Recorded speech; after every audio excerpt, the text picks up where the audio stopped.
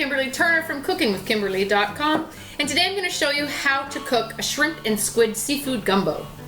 Now it's New Year's, actually. It's the 2nd of January, but we're still celebrating New Year's. We had another celebration yesterday, but we're going to do our traditional family thing. We make seafood gumbo every New Year's, okay?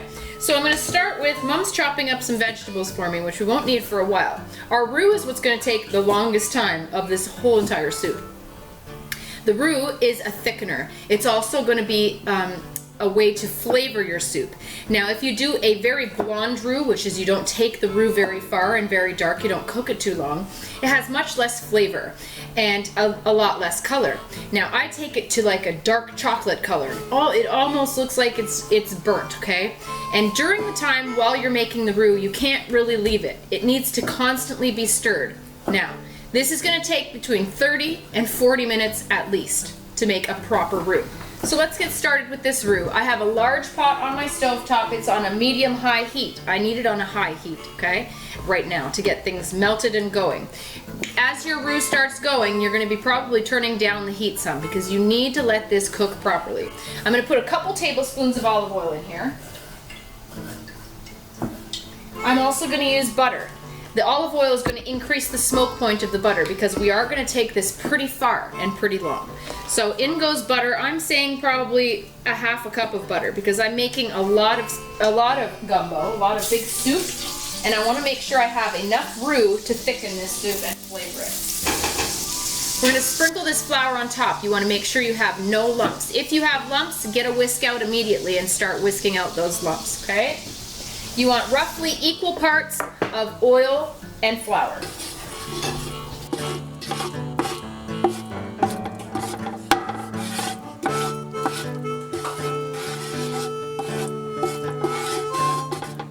Okay, now that that's combined initially, you can turn down this heat some to maybe a medium heat or so. Some people make really thin roux where it's very, very soupy almost, but I like to have a slight paste going on in the bottom of my pan. As the roux goes further and further, it's going to get thinner and thinner anyway. This dark chocolate roux will give a real nutty flavor to this gumbo.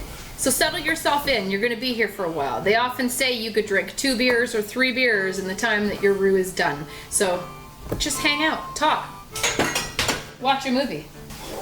As your roux cooks, you're going to see it go from a blonde color to an amber color to a peanut butter color, and so on and so forth. As it goes milk chocolate color, take it as far as you can and as far as you're comfortable with, or as long as you have the time. Roux are low and slow, and this is the crux of a whole gumbo, is the roux.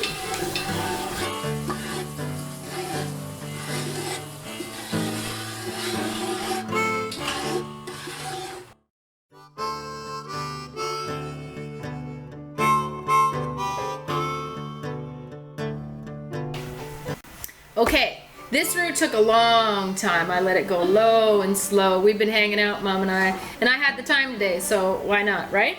Now that is this dark, dark chocolate color. It's like a dark coffee color almost. We gotta turn it down some. And I can't actually bring it over to you because this pot is so hot, it's not even funny. But this is as dark as you can get it before it just burns, okay? The smell in here is unbelievable, the fragrance. That's the color. In fact, that looks lighter than what it really is. So now that you have a dark, dark chocolate, the next thing you want to do is add your vegetables. You shouldn't have anything burnt to the bottom of your pot because you should have been here the whole time stirring it every couple seconds, right? In goes my hard vegetables. What you would typically use is a trinity. The trinity are onions, bell peppers, and celery, and that would be the vegetable that you're putting in. However, not everyone in my household likes onion. I'm only putting like this much onion in today. So what I'm using today is celery, bell peppers, and carrots. Now carrots come from the French mirepoix, which is onions, celery, and carrots. So I'm adding just a little bit extra veg and a little sweetness and a little more bulk to our gumbo with some carrots. So I would add whatever you have, okay? Celery, carrot, bell pepper, onion, okay? If that's what you have. In go my carrots. You're gonna hear it sizzle like crazy, okay? In go my bell peppers. I have 3 large carrots here. 2 large bell peppers. I have a yellow and a red today, but use whatever color you want. And that goes. Kim, that smells good. I know, right?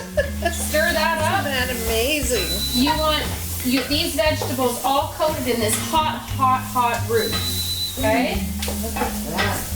Now, today I'm using celery, not a lot of bulk of the celery stalk, lots of celery leaves, and that's what I had outside. So that's what I'm using. I'm not going to put them in yet. I'm going to let these kind of soften up a little bit before I add that. But if you had the big chunks of celery stalk, add that in right now too.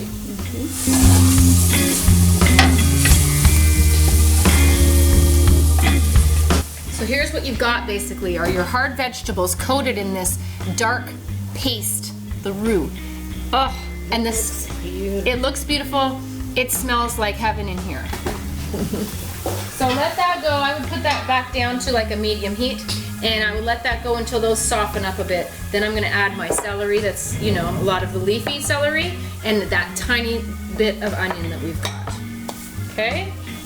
Also, I like to have a beer on hand. I always add some beer to my gumbos, just not only for flavor but for color as well, and just depth of flavor. Alcohol carries flavor, and this is all about flavor.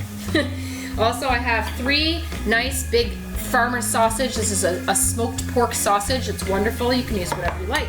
Chorizo would be perfect in here, or andouille sausage. We have 2 large packs. I don't even know how many grams this is, but these huge, beautiful shrimp. Mom's gonna take the peels off for me. I have a large package of calamari, squid, already cut, skinned, and the beak is taken out, and then they're sliced into large rings. Now, if you wanted to get the smaller squid and cut it in yourself, you can also use the tentacles, and that's awesome. Yeah, I like the tentacles. Really good. And since this is after the holidays, we had a lot of turkey left. And as soon as we were done eating all the turkey we could manage, we took the rest off of the carcass and put it in the freezer. So we've got great, huge amounts of turkey meat, big giant chunks of turkey meat to add into this as well. Now this is kind of a surf and turf, and it always kind of is. You can add chicken to it, you can add whatever kind of meats that you like. I will also add some eggs later on. That's kind of a local thing that they did down where I lived in Louisiana. Not everybody does that, but we do. I do. I like it like that. So you'll see us in a second. You'll start to see that the liquid starts coming out of those vegetables, and the roux kind of soaks that in. So as your roux cooks with those vegetables, it gets a little bit thinner and kind of like more like a sauce instead of just a pasty coating. All right, I'm going to add my onions and my celery right now. It'll be really fast, and then I'm going to add my sausage. This sausage is not cooked, so it needs to be cooked and a little bit browned, and I'll still be able to do that with this great roux we've got going on.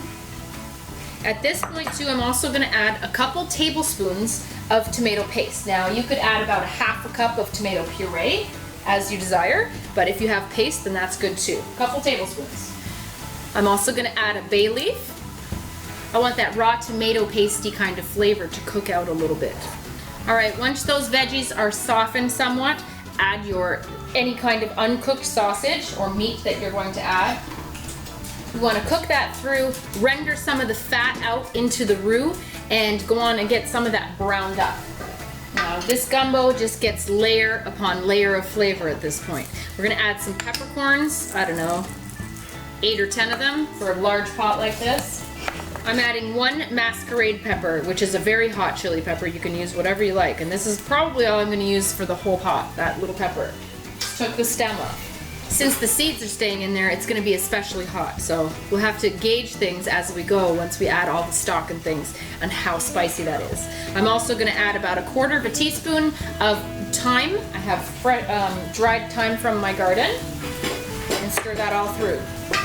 That smoked sausage smells awesome.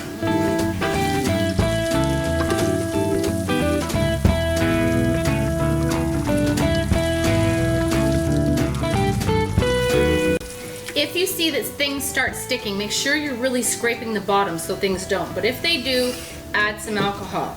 Or wait until your sausage or whatever kind of meat you added is done, if it's nice and cooked, okay? You'll see that the fat's rendered out. This has turned into almost like a gravy coating all of these beautiful vegetables and this meat. You can see that, okay? Shiny, glossy, beautiful. It smells heavenly. In goes the beer. I'm gonna add that. Again, if you have things stuck on the bottom, this will deglaze it some. You can add whatever kind of beer you like, whatever you have on hand. I usually like to add a dark beer, but I didn't have any today. I have like a blonde, this is an amber lager, I think, Park. Stir that through, combine, scrape any bits off the bottom. Oh, that smells so good. Now I'm holding off adding salt because we try and alleviate as much salt as possible from our diets in our household. So if you want to add some salt, feel free. But I like to do that, especially near the end, so you can salt to taste. So it's just to your taste and you don't add too much. You can always add more, but never take away.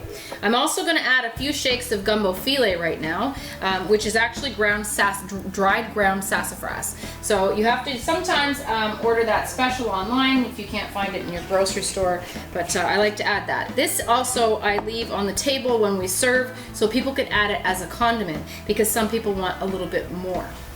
It gives a very unique flavor that's very specific to gumbo as well. I'm going to add some freshly chopped parsley, about 2 tablespoons worth. I'm also going to have fresh parsley at the end, okay, before when we serve. Again, we're just building flavors.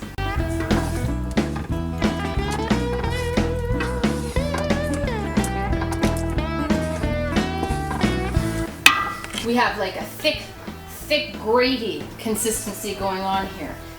It smells so amazing with that beer. I've deglazed everything off the bottom of the pan, anything that was sticking. Make sure you're scraping down the sides of all that great roux and things that might have splashed up on the sides. You don't want to waste anything.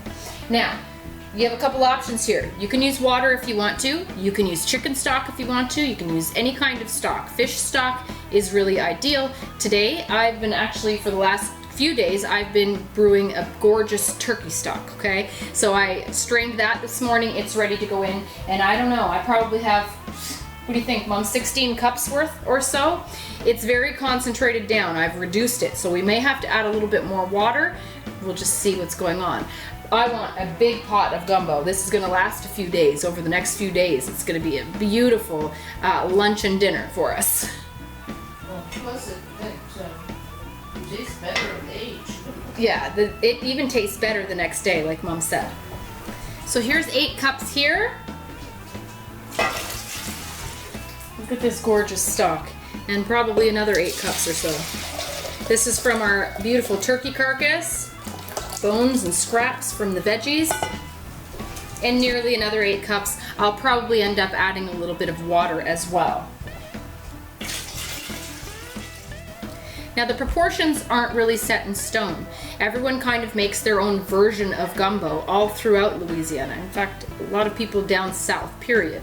But in Louisiana specifically, there's different regions that make their gumbos very different. Some are very soupy and have just a lot of broth. Some are more like stews, like my mom was saying. Some serve it with rice. Probably most people serve it with rice. We're going to be serving it with rice as well tonight. Now, the proportions aren't what's really key here.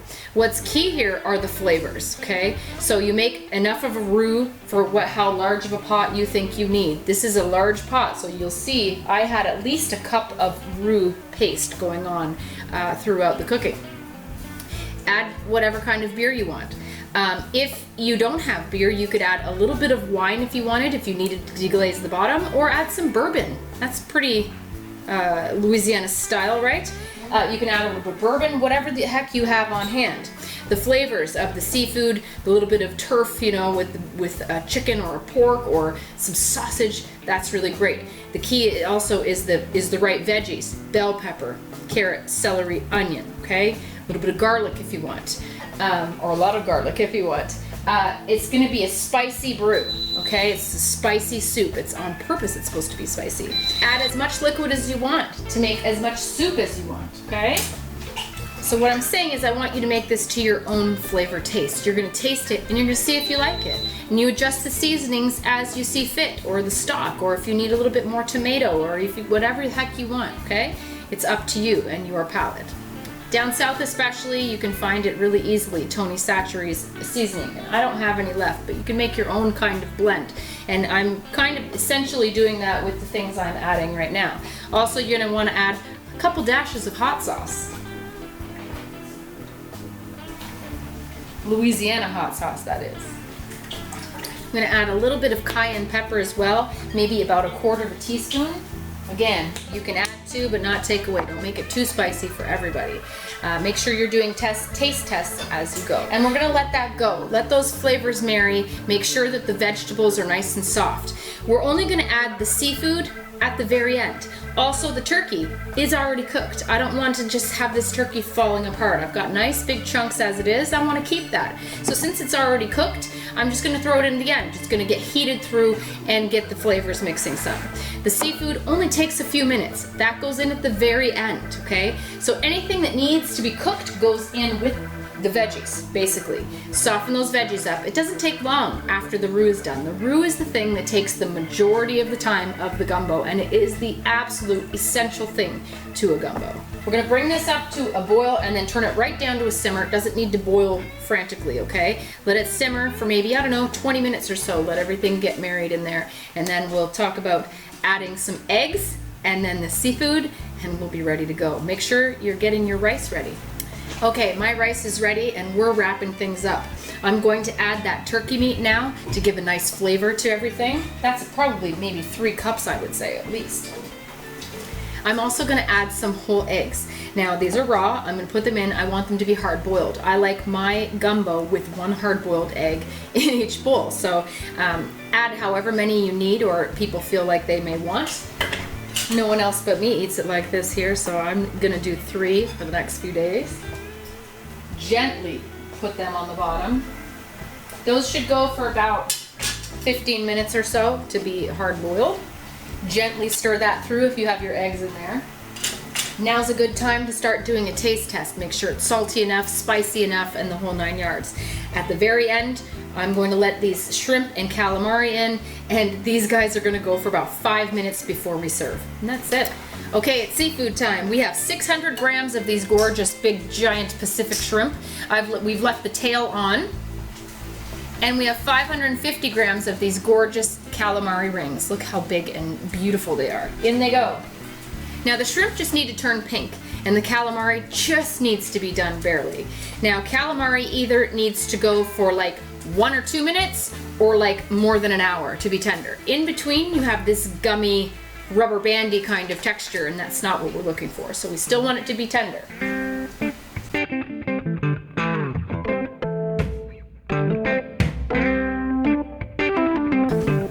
So we have our gorgeous bowls made up with rice. I have my boiled egg in mine.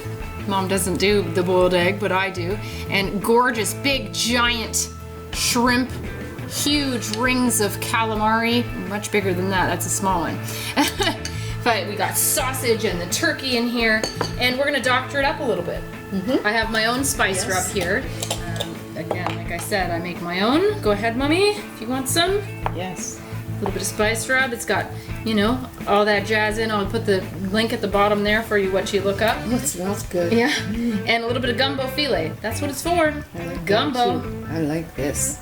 This is one of my favorite things. And then I need some hot sauce. Do you want hot sauce? 1 Mom? drop. Here, you do your own hot sauce, kid. There you go. I like the flavor of it, but sometimes it's a little much. Okay, 2 drops. Okay.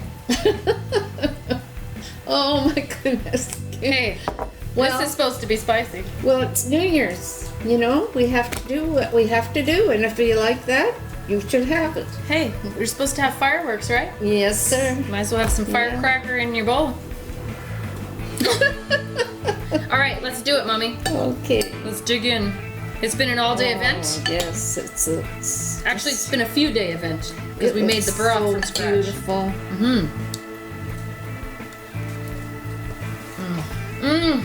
That's great. It's delicious. Perfect with the rice. Break that boiled egg in there, and everything kind of gets a little bit creamy. Oh, Is it too spicy for you? no. Good. I have to make it so it's beautiful. just spicy enough for Mom. but So we good. like really spicy, so. It's really so good. But you can always spice it up in your bowl, so.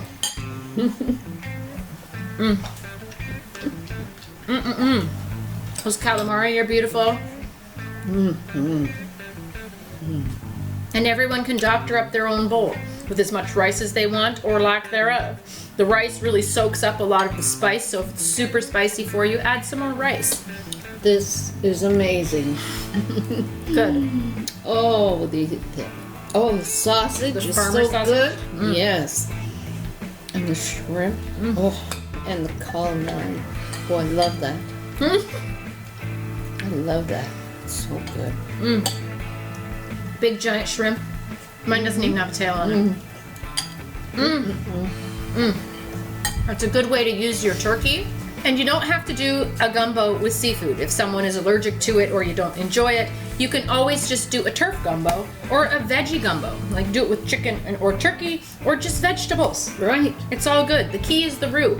The roux is what gives it the flavor. I think the roux is what really gives it the name. And that's the thing that takes the most time. And it is. It's a labor of love, but it Yes, is well but worth worth it it. to have a deep, dark, delicious broth that goes all with the seafood and all the meat and, you know, all through the rice. Oh, it's so rich and It's so divine. flavorful. Yeah, it's flavorful. It's a fabulous family tradition to start on New Year's Day to do something fun and exciting like this. That's right. You know, seafood, that's what the New Year's about to us. New Year's Eve and New Year's Day. We'll have any excuse to have some seafood. That pork sausage is wonderful in there, smoked and divine. I could just devour this. It's instant. So that's how you do it, folks. That's how you cook a shrimp and squid seafood gumbo. You can do it too. Mix and match your seafoods. Put lobster, put crab. You can even use fish. Yeah. Catfish is a good one too. Oh, I like it. It's Crawfish. delicious. Crawfish is wonderful. Mussels, clams, whatever the heck you think. Whatever you're feeling like. And whatever you find that is of good quality and great freshness at your grocer. Yes, and something that has a lot of flavor. That's right. That's right. So that's it. Follow me on Twitter at Cooking with Kim E with a capital E. Like the fan page at facebook.com/Cooking with Kimberly. Follow me on Instagram.com/webchef of all trades. You can find my shows on iFood TV at my.fossum.tv/Cooking with Kimberly. YouTube.com/Cooking with Kimberly. Come to my website at cookingwithkimberly.com and subscribe. Interact with us and let us know what's going on in your culinary world, all right? Be a champion in your kitchen and eat deliciously. Bye. Bye. Happy New Year. Happy. Happy New Year, Mommy.